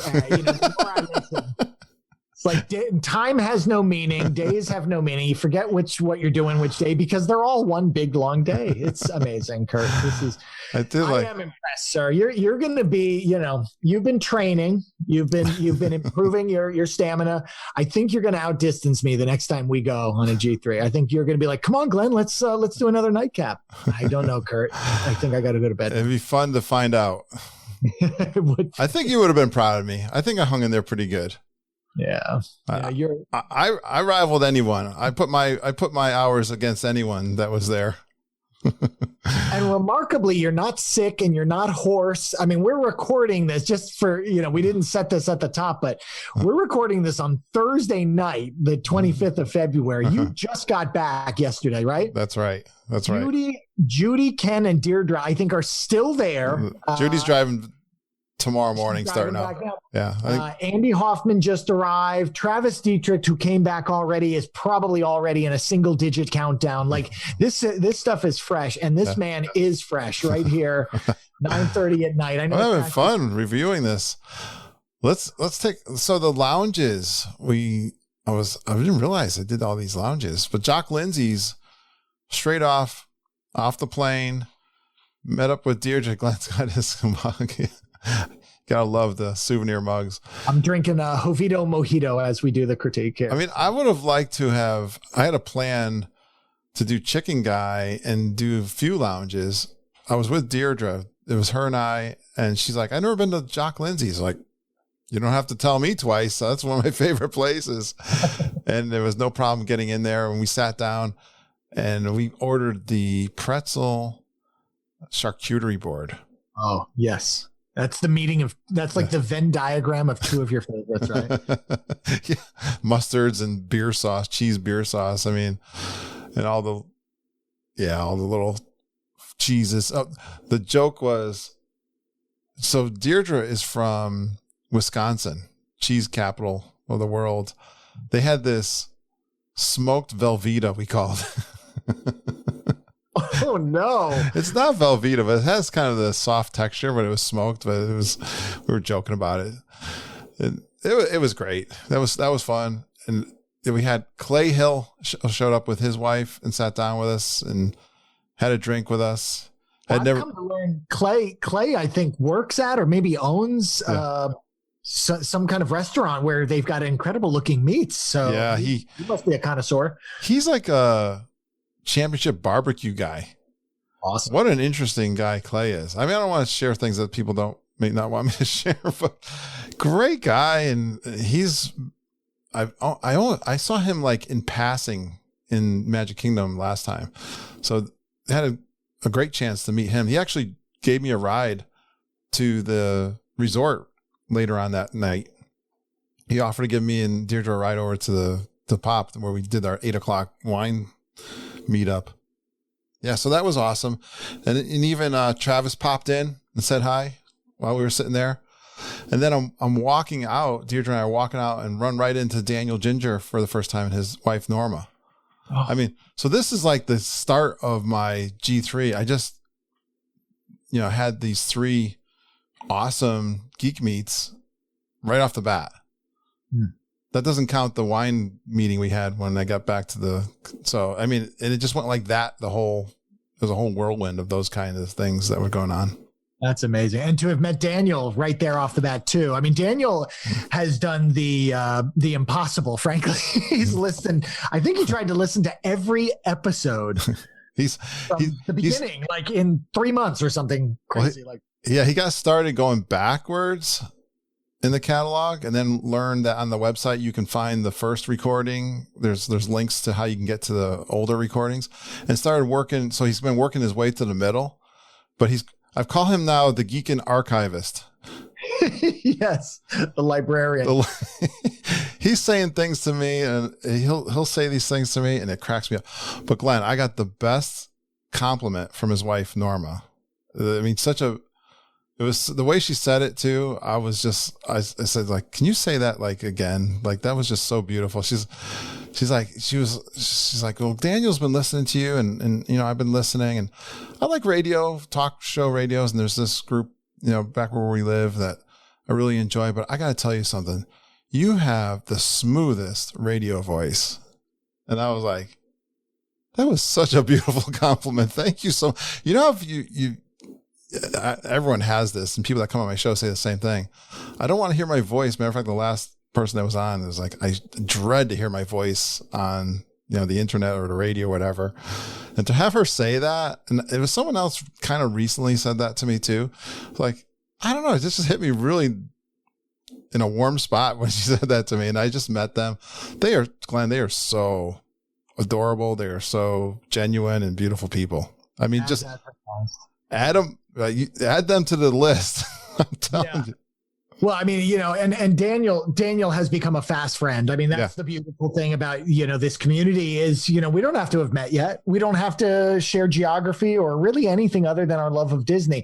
And there's a bond. And as long as you're genuine, as long as you're kind, as long as you understand who we are and that we are like you, we are very much like what Tony Ann said. I know there's cool people and beautiful people out there in our community too, but we're all a little bit awkward, a little bit, just like willing to be more open, with strangers than we probably should. But my goodness, what a gift it is when you open up and you find like-minded people out there. And you've created that beautiful community, Kurt, that people like Daniel Ginger can find us. And within, I don't know what the number is, but it's got to be just a couple of months, becomes a part of that family. And I can't wait to meet Daniel. Daniel has sent me magnet and he's a very generous person too. So kind. Very complimentary. He's got an interesting background too, if you get to know him even deeper. Yeah, I'm starting to get this little talent. I recognize him when I hear him. When I interview him on the podcast, now I can go, oh, yep, there's another one. That's just another geek, as we call him. But we did the challenge that Wendy did also included the Outer Rim, Tamboo Lounge. So I got to add those. Although I only had a water, I think, at the Outer Rim. I tried to keep it easy. And I had my back scratcher, though, at the Tamboo. Just, of course, one of my favorites. Got to do that. But the two geek meets that were included in the lounge section of this podcast were the Nomad Lounge. Of course. We had 24 people take over the outside. We rope dropped the Nomad Lounge. I was going to say, I thought you rope dropped it. That's a good idea. Speaking of Daniel and his wife, they were a little late and had to go inside. So they missed out on, and if you know how the tables are set up at the Nomad Lounge, they're already kind of socially spread out, but that's wicked comfortable out there. Like, I was in the corner of this couchy chair thing and I could have laid down and taken a nap, but extremely comfortable, really cool place. The best place for characters in this COVID environment, because the cavalcades and the boats are going by and we were standing up, and Dave Youngward, I think, almost got kicked off property because he was walking around. There was a lot of energy trying to, I tried to, meet and talk to everybody, get up and walk around. You got to put your mask on. It's kind of a pain. Try to take pictures with everybody, try to do the best we can. David was overly zealous. He was getting yelled at by his wife, as if you know David. He was having a good time. But and I'm sure we had Flat Glenn and Kevin there too.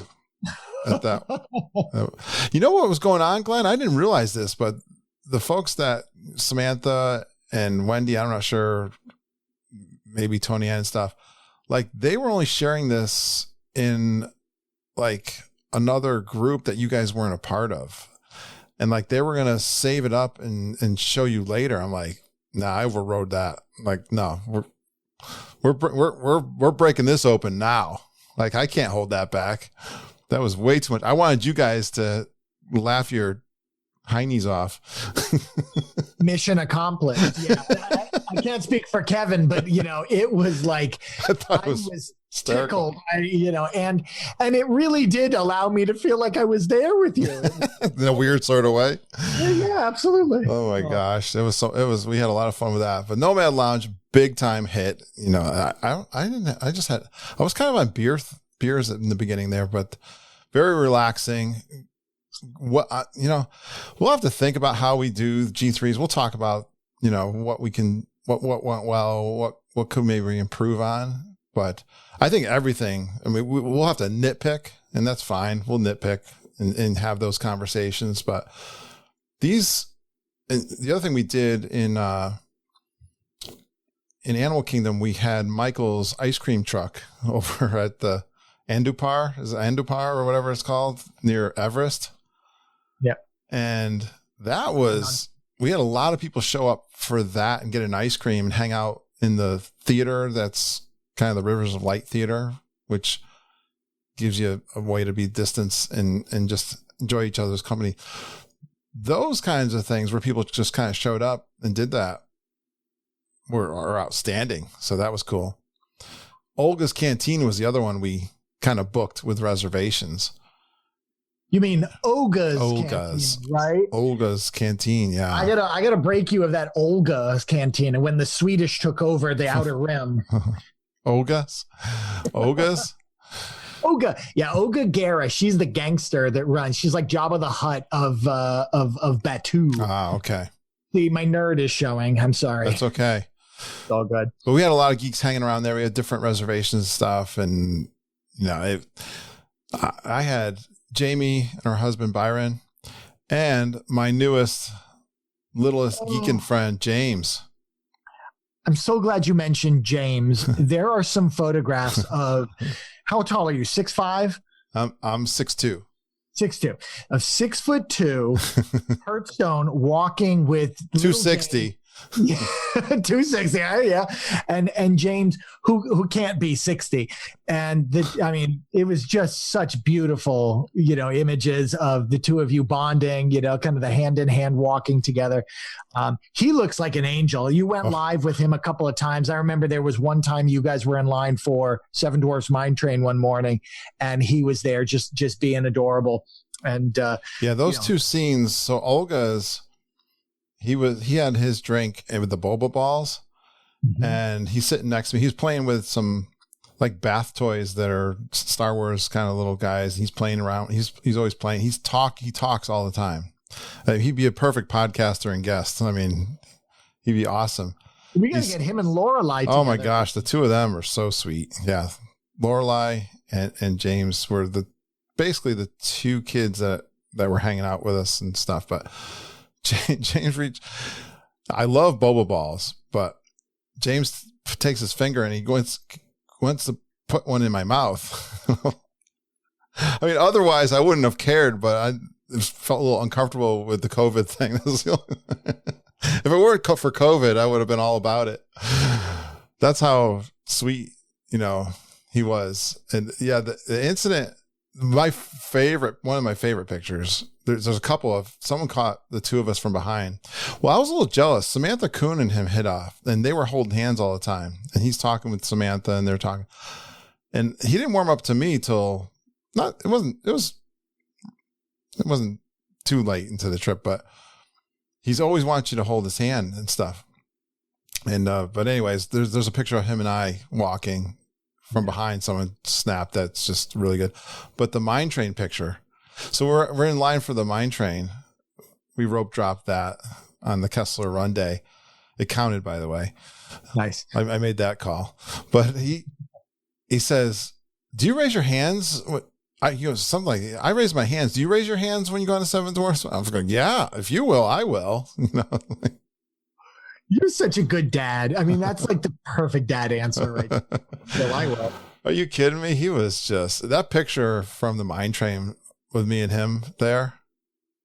I mean, you just can't script that. That was just he was your seatmate. Yeah, yeah. If you get a chance, check out that picture. That was one of my favorites. But oh my gosh! So Olga's Canteen. Somebody snuck his head in and it's like, I thought it was Clay Hill, but it wasn't Clay. It was Scott Daves. I found out later because I asked Clay and it wasn't him. Like they stuck their head in and said, "Hey, how you guys doing?" And they ran off.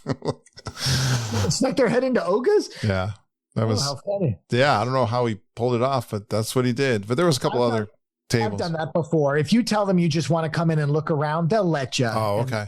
And scoot you right back out. But maybe that's what Scott was up to. He's a local. He knows the tricks. Good times. It was just, yeah, that was, that's it for the lounges. Well, you had a heck of a run there for just a few days, and I know you had a lot of obligations. So, to have hit as much food and such as you did, very well done, sir. Very well done. Well, I think, we have a lot of listener questions. Did you want to get into any of those tonight, or you want to save that for another night? I'm thinking we're pretty good for right now, don't you think? Yep, I think we could. Let's cut it here. We'll continue on and another round. Well, Kurt, thank you so much, not only for sharing your experiences with me tonight and with the listening audience, but of course for including us all, whether we could be there or not, during your trip, through the Facebook page, through the podcast that you would set up to release on Sunday, getting us excited about G3, and through all of your incredible efforts, involving us in judging those who had been previously and couldn't come back again. You continue to just be, an exemplar of community and kindness, and that's why you're the best. Well, thank you, Glenn. I don't know what else to say to that. You guys make it easy. That's all I can say. You made this a lot of fun. Didn't know how this was going to go off. And I am so excited and pleased and hearing great feedback. I can't wait to get all these roundtables together, get some people on, hear their perspective. That'll be fun for me to hear back. And I'm glad to hear that you felt engaged and involved, and I wanted to do that for you guys, and we'll get some prizes and stuff out to people. I got to find out who the virtual winners are. I haven't sorted it all out yet, as you can imagine. I just today, like an hour before we started recording, found out who won the Kessler Run. So I've got to get that out. And congratulations! This time it was the other. So last year it was Selena. Yeah. Selena Roll, and this time Jackie Cole. So the sisters are back-to-back winners of the Kessler Run. Tough to beat. Awesome. And with a special thank you to Wendy Fox. Yeah. You know what you did and who you are. I know what she did. Yes. So absolutely. Here's the other thing that we talk about a lot. This Geekin family is very generous. Yeah. And Deidre likes to tease me. She likes to buy me drinks so that I owe her. So she bought me a few drinks. Shout out to all you other people, who you are, Jamie and Byron. You guys did something really pretty special. I was pretty amazed with Daniel Ginger. He said, "You are not buying your frozen lime margarita. I am doing that, and nachos for the Geek Meet." And so folks were extremely generous as usual, and they bought all kinds of gifts and prizes and donated to a lot of these things. They didn't just organize them; they contribute. Carl Casavecchia with all these Beanie Baby toys. Oh my gosh! I have one that he sent to me in the mail, which is of Baloo. I'm showing Glenn right now. Nice. But they were like quality, cool characters. I was giving out to kids and geeks that had kids. We had so many little things to give out to people. I had fun with just the sticker. People really enjoy the sticker and the magnets that I handed out, and the koozies. I had the beer koozies and stuff. So yeah, really lots of generous geeks in this group, to say the least. The kindness and the compassion that the geeks give is a direct reflection on the kindness and compassion that you give, Kurt. I was flabbergasted when you decided, I don't know if anyone knows this, but we put together a virtual G3 for all of those of us who were not able to be present at G3. And we had about 20 people on that call. And Kurt said, "I'm going to try to join you." And we're like, "What are you talking about? You are there at Epcot. You've got 50 people, there with you. Like, why are you even thinking about us who are sitting at home?" This man came on and stayed with us for a long time, talked, engaged, told us stories. And this is who Kurt Stone is, people. I mean, this is someone who is constantly giving, constantly thinking of how he can help others, serve others, make others feel better. In our house with our kids, we call it filling someone's bag, filling up someone's Thank bucket. you. I'm sorry, someone's bucket. Kurt, you fill buckets. You fill Thank you, buckets buddy. every week, every day with the way you live and the way you do this podcast and this community. And I thank you. I thank you for involving us. Thank you for that's so nice of you to say. I had a lot. I was talking about Angela who bought me the park hopper. What was that one? I was coming off of. How was I getting over? I know I was on the bus. It was mostly the bus. I was on the way from Geyser Point going over to Epcot, and I was on the Zoom call with you guys.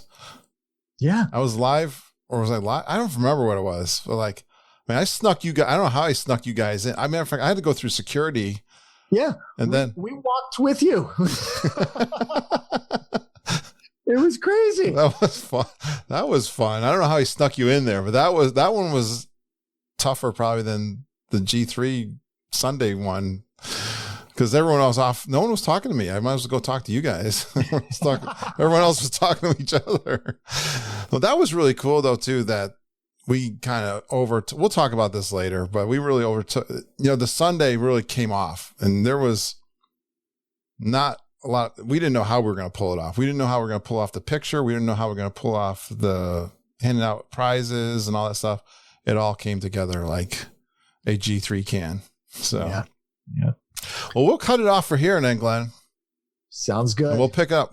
You'll get more bits and pieces as we interview others and digging deeper into my trip in future podcasts.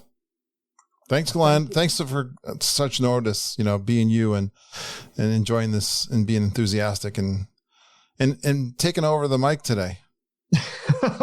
Always happy to, it's easy. You and I both know how to talk. So this was an easy one. Thank you.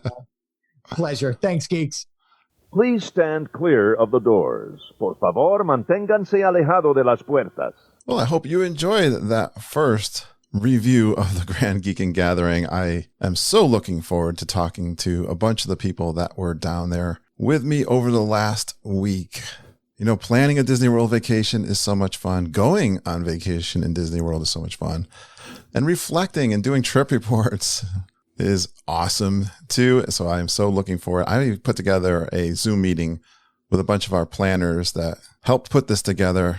It was so easy for us to plan for this event, and the enthusiasm and work that was put in from about 16 to 20 people. I can't wait to meet with them. I usually meet with them on a Wednesday night, but I'm trying to get this together for Monday night. I'm talking right now, Sunday. I am excited to hear their perspectives. I want to hear what went well and what we could possibly improve on in the next G3. So I'm so excited about that. Thank you so much, geeks, for all your support, especially you guys, patreon.com. Look for Geekin on WDW if you'd like to support us on a monthly basis. Thank you so much. It helped me put on this event. I saved some of that financial support and shared it out this particular week for sure.